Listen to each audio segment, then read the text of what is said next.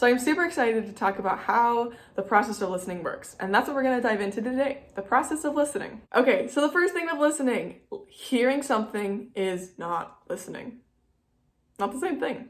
When you hear something, you're super passive. You just going in through one ear, out the other, typical cliche. You're just hearing it. I like to think of the example when you're listening to music or hearing music.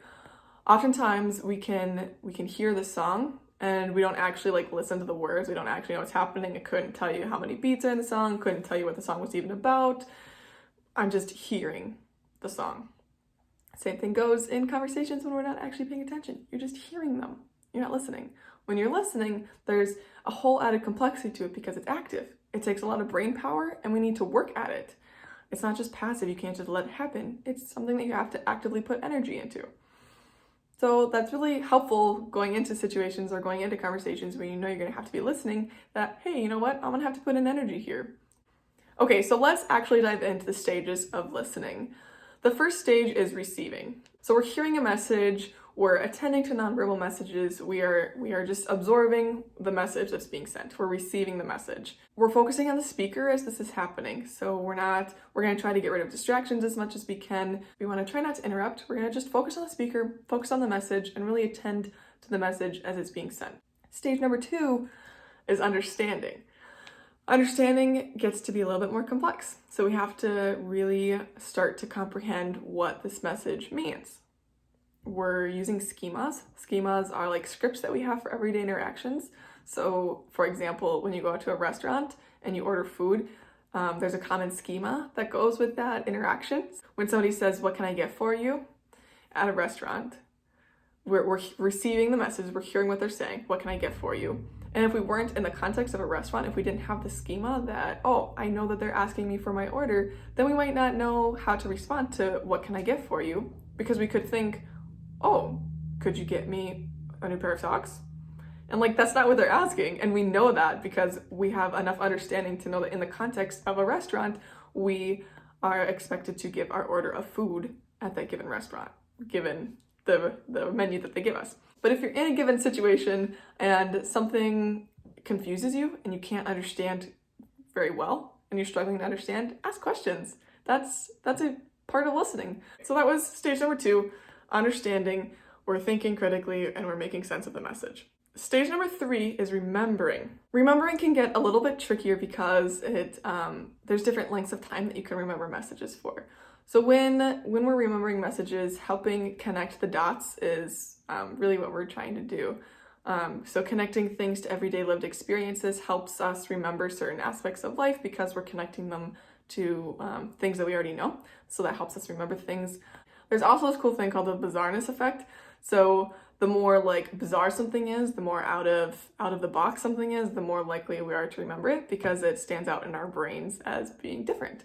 And that's easier for our brains to recognize and really, really hold on to and remember those things that stick out. So helping messages stick out can help us remember things a little bit better. So remembering is connecting those dots and making that message stick in our brains the best way that we can remember it. Stage number 4 is evaluating.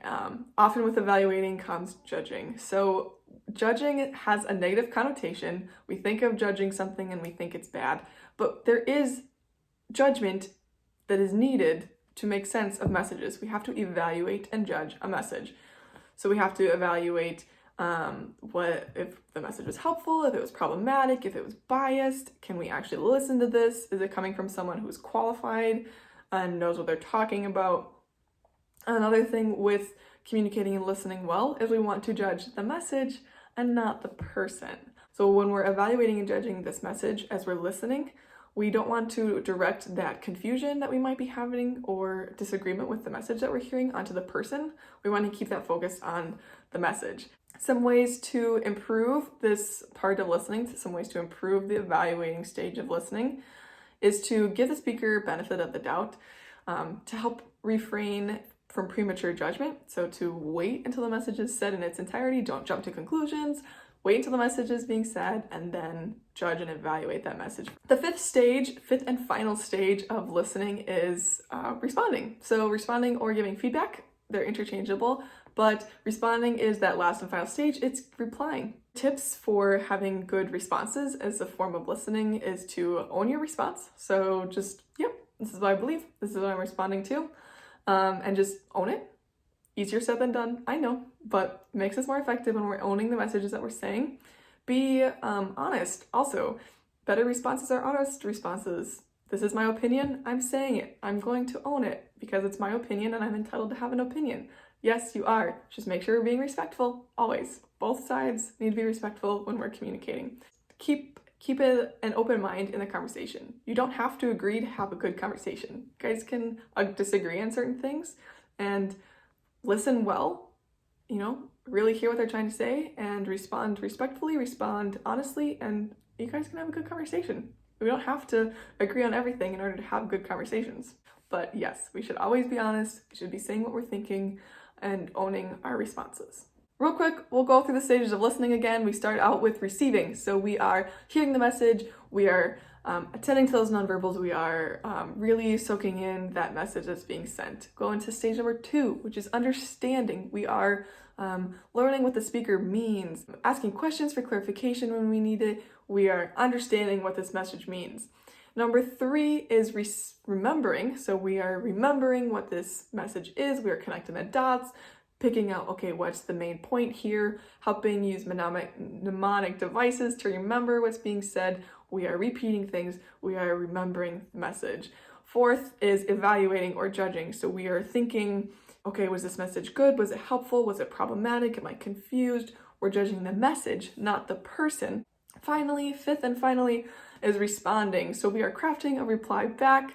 We are owning our responses. We are responding honestly, even in disagreement, and we're just going to accept that sometimes there's disagreement, but we can agree on having good listening skills because listening is transformative. It's going to really make our communication and relationships so much better.